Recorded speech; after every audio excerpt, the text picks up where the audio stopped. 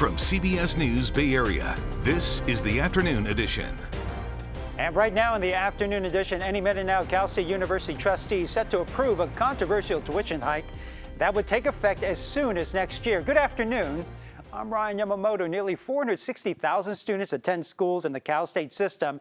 This hike would impact about 40% of them. That's still more than 180,000 people.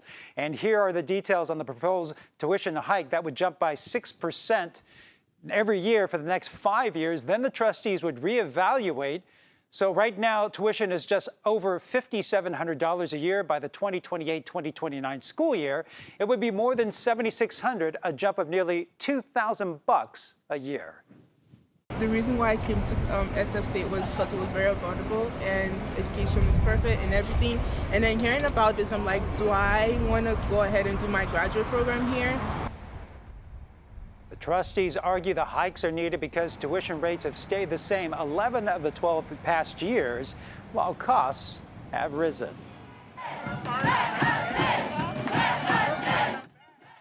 Those trustees are meeting down in Long Beach, and that's been the site of rallies and protests the past couple of days. The Cal State Faculty and Student Associations and the Lieutenant Governor all oppose those hikes.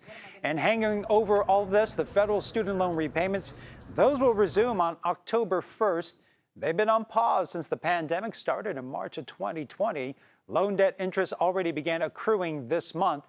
The Biden administration says more than 4 million borrowers have already signed up for a new income-driven repayment program. And turning now to San Jose, where City Council voted yesterday to ratify all the new city labor contracts. The mayor says the city can't afford them, and the City Council supported a 14.5% raise for thousands of workers. But Mayor Matt Mahan says that's creating a $2.8 million budget shortfall.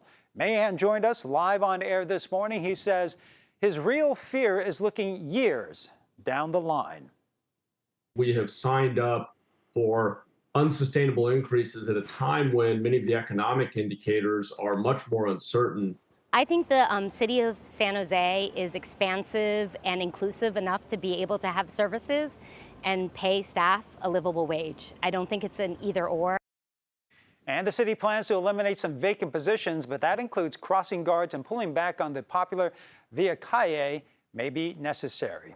Was day two of Dreamforce. This year's conference focused on AI. And today at 3, Governor Newsom will give an address on the future of tech in California. And tonight, the annual Dreamforce charity concert, the Foo Fighters, are going to take the stage right there at Chase Center. That kicks off at 7 o'clock. So let's get the First Alert meteorologist, Jessica Birch, and at least with all these people in San Francisco for Dreamforce, pretty good weather for them. Oh, absolutely. They are in for a treat today, tomorrow, pretty much all week for our forecast. Now, I will say this. We had that cold front that swept through yesterday, so it was a little bit cooler. It was a lot sunnier yesterday, though. At the Golden Gate Bridge right now behind me, take a live look at it. You could barely make it out. That marine layer is still floating its way in. I'll show you what that's going to look like coming up later into this afternoon. But let's start off with current temperatures all the way down into the Santa Clara Valley. We're in the 70s right now, ranging all the way to Morgan Hill. We're in the upper 60s. And heading into this afternoon, these temperatures are going to get right back down to average conditions. Now, yesterday we were a little bit below average, but right now San Francisco sitting around 64 degrees. It's a mild setup to the day, despite the fact that we have that marine layer.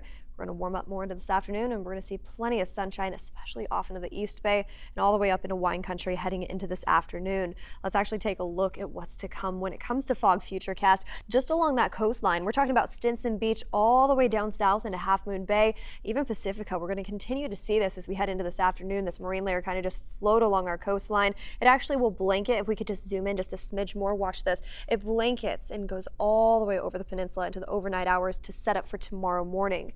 With that in mind, wind speeds are going to get a little bit brazier today too. I know everyone's going to be heading out to the Oracle Park later this afternoon. First pitch actually is within the next couple minutes. No, I take that back. It's within the next 30. We're going to be seeing some gustier conditions into this afternoon. Wind speeds anywhere up to around 20 miles near San Francisco. A very similar trend over into Bodega Bay.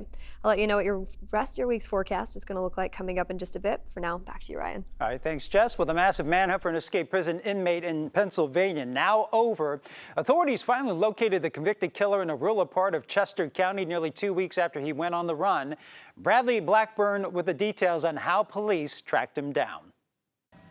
State police in Pennsylvania finally nabbed escaped inmate Danilo Cavalcante, seen here in handcuffs and a damp Eagles sweatshirt as officers led him to a waiting SWAT vehicle Wednesday morning. Our nightmare is finally over and the good guys won. The break came around midnight when a burglar alarm went off within the police perimeter in Chester County.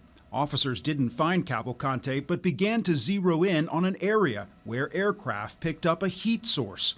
Around 8 a.m., tactical teams made their move. They were able to move in very quietly. They had the element of surprise. Cavalcante did not realize he was surrounded until that had occurred. But he didn't surrender. He began to crawl through thick underbrush, taking his rifle with him as he went. A dog finally subdued the suspect. Thank God there were no injuries to law enforcement or to the public. Cavalcante broke out of the Chester County Prison 2 weeks ago, crab walking up the walls. His time on the lam included stealing and ditching a van, stealing a .22 caliber rifle from a garage, and putting the entire area on alert. It's been definitely a fear factor because I have a 4-year-old little boy. Authorities say Cavalcante will be returned to full justice, serving a life sentence for the murder of his ex-girlfriend in front of her 2 children. And the Oakland Police Commission now firing back at Mayor Shane Tao. Yesterday, I had a chance to speak with Mayor Tao as she blasted the police commission over why the city still does not have a permanent police chief. The only time that I am up to bat, as you can say, is when they recommend the top 3 candidates to me. And that has yet to happen because of the infighting. But the police commission told us it's actually the mayor who has slowed down the process to replace the old chief. They said they told Tao's office last week that they plan to hand over a list of names next month. I don't actually understand why she feels the need to throw shade at us, a group of unpaid volunteers who are donating an incredible amount of our time to see this process through. Our timeline is public. Everything we do is public. Mayor Tao fired Chief LaRon Armstrong in February. She said she lost confidence in him amid misconduct claims against the department. She did that against the advice of multiple local groups, including the Oakland chapter of the NAACP.